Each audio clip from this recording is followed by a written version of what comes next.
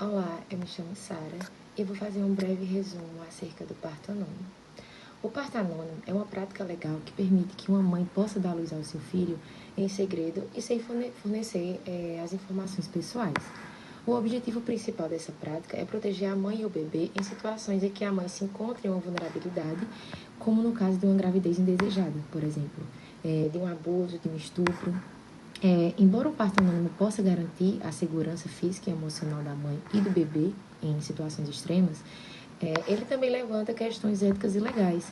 Porque, por outro lado, é importante reconhecer que a decisão de dar à luz anonimamente é muitas vezes um ato desesperado, tomado por mães que se encontram em situações difíceis e que não podem ter acesso a recursos e apoio emocional.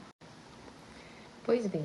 no entanto, a prática ainda é um pouco conhecida e utilizada no Brasil e muitas mulheres acabam abandonando seus filhos em locais inseguros, colocando-se em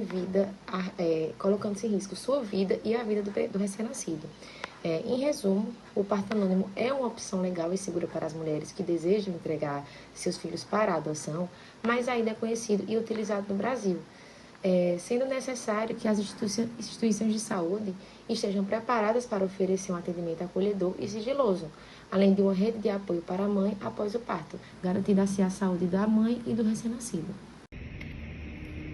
Olá, meu nome é Patrícia Henrique, sou aluna da A6 do 10º período da turma noturno 2 do professor Edmilson, da turma de estudo do Estatuto da Criança e do Adolescente. O tema trazido de hoje, como já apresentado por nossa amiga Sara, é o parto anônimo. O parto anônimo, continuando com o conceito, o parto anônimo é o direito da mãe em permanecer desconhecida sem qualquer imputação civil ou penal na entrega da criança para a adoção, podendo realizar todos os cuidados médicos antes, durante ou depois do parto. Na Idade Média já existia o parto anônimo em moldes semelhantes aos atuais.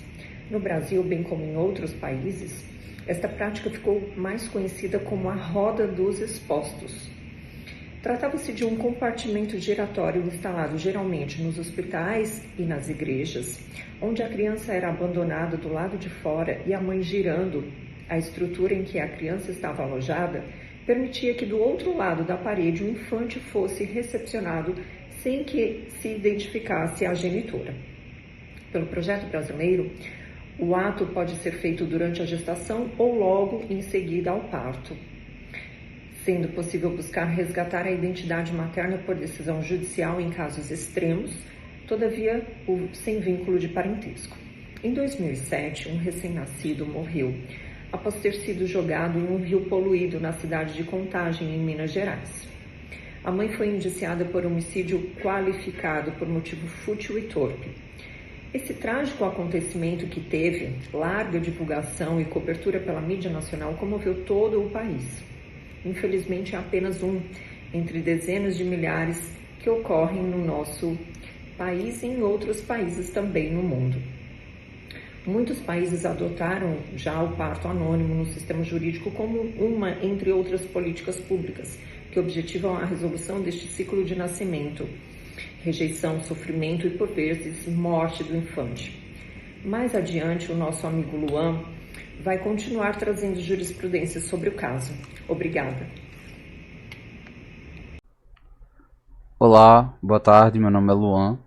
Estamos falando sobre o parto anônimo e eu vou agora falar para vocês sobre uma jurisprudência que eu encontrei do Tribunal de Justiça de Minas Gerais. Foi uma das únicas que eu encontrei, inclusive, que trataram sobre esse instituto. Ela foi publicada agora em 13 de 4 de 2023 e ela fala justamente em uma situação onde uma mãe ela queria entregar o seu filho para adoção, tendo em vista de que ela já tinha outros 5 filhos e tudo mais, e nesse caso foi um agravo de instrumento do Ministério Público do Estado de Minas Gerais. Ele recorreu para que evitasse que essa criança ela entrasse para a adoção e mesmo assim mantivesse o anonimato daquela genitora. Na decisão, inclusive, na ementa, tem dizendo de que, em observância aos princípios da absoluta prioridade da proteção integral da criança e ao adolescente, antes de se optar pela adoção de família substituta, prudente buscar alternativas para que a criança seja inserida no seio da família natural. E aí ele indica o artigo 227, que é o artigo que inclusive ele menciona no inteiro teor da decisão, que eu vou mostrar para vocês aqui, que é por causa dele de que os projetos de lei que tratam sobre o parto anônimo fez com que eles fossem arquivados. Que até coloquei aqui no slide, justamente informando o artigo 227 para que vocês vejam. E vou demonstrar qual foi o entendimento desse juízo. Logo após ele fala de que, não obstante a manifestação da vontade da genitora em realizar a entrega do filho de forma anônima, essa providência não atende ao superior interesse da criança, haja vista ser a adoção medida excepcional e irrevogável, somente devida quando esgotados os recursos de manutenção da criança na família extensa. O artigo 19A do Estatuto da Criança, que eu também coloquei a amostra aqui para vocês, ele tem diversos outros parágrafos que tratam sobre essas peculiaridades, no caso da gestante, que manifesta o interesse em entregar o seu filho para adoção. Inclusive, na própria decisão, no interior da decisão, ele indica justamente um dos parágrafos que é de extrema importância que eu marquei para vocês. Aqui é basicamente o relatório, ele indicando justamente que foi o Ministério Público do Estado de Minas Gerais, de que entrou com um agravo de instrumento, que em face de uma decisão que em benefício do menor homologou a renúncia do poder familiar materno e encaminhou o recém-nascido para a adoção. Então, descendo mais um pouquinho, você pode perceber aqui de que o próprio juiz no inteiro teor, ele expôs o artigo 227 da Constituição Federal, o artigo 19A do ECA, e ele colocou diversos outros parágrafos aqui, e logo em seguida ele chega com o entendimento dele, dizendo de que é de se denotar que a disposição legal retromencionada será assegurado o direito às mães, o direito ao sigilo sobre o nascimento do seu filho. Todavia, tal regramento não cuidou de especificar se o sigilo garantido abrangeria também a família extensa do recém-nascido e o genitor, quando indicado, ou somente teria aplicação para evitar o acesso de terceiros à certidão. Vale ressaltar ser o sigilo matéria envolta a controvérsias, sendo tema inclusive de ao menos 3 projetos de lei, um deles que foi o que a gente indicou, que foram arquivados sob a justificativa de estarem violando a regra de direito fundamental constante no artigo 227. Mas, descendo mais um pouco sobre todo esse entendimento,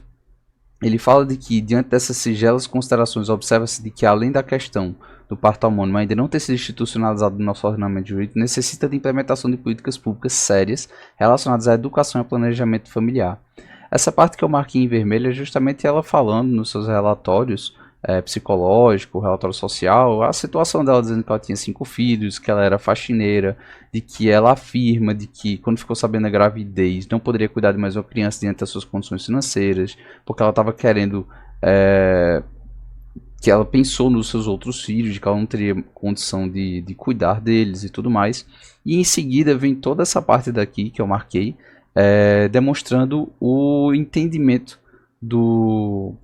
desse tribunal, que é justamente falando,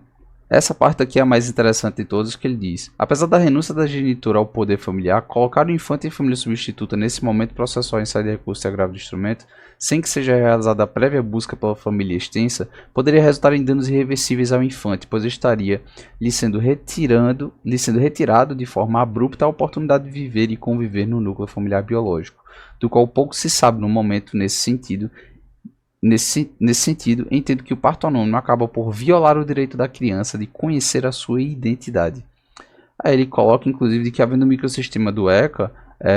que deve ser seguido, o parágrafo 3º, de que ele diz que deve ser buscado, antes de tudo, a busca à família extensa, conforme definido nos termos do parágrafo único do artigo 25, assim como também ele indica justamente de que esses casos devem ser analisados de uma forma mais cautelosa. Ele até diz assim, de que não desconsidera a intenção de preservar a identidade daquelas mães que por algum motivo desejam realizar a entrega do filho de forma anônima, porém torna-se de extrema importância que o procedimento observe o ordenamento jurídico, averiguando criteriosamente a possibilidade ou não de colocar o infante à família substituta, sempre primando pelo interesse absoluto do nascituro. Logo em seguida ele coloca algumas jurisprudências do STJ, onde ele basicamente se utilizou delas para formar todo o seu entendimento do caso concreto, onde ele indica uma que diz que em regra deve-se buscar ao máximo que a criança seja inserida no seio da família natural, antes de se optar por eventual medida que acarrete a adoção por família substituta, assim como outro que eles falam de que nos termos do artigo 39 do ECA, só se deve recorrer à adoção após esgotados os esforços implementados na manutenção da família natural ou extensa. Bom, nesse caso específico, logo em seguida ele dá provimento ao recurso para revogar a decisão agravada, essa decisão ela permitiu o anonimato da mãe e colocou a criança em adoção. Nesse sentido, o tribunal ele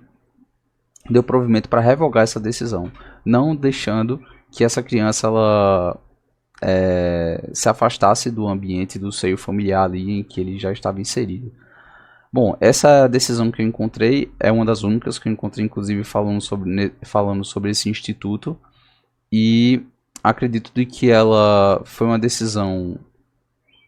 correta no sentido de priorizar os interesses da criança, que é justamente aquilo que a própria Constituição e o ECA estão voltados a fazer. Muito obrigado.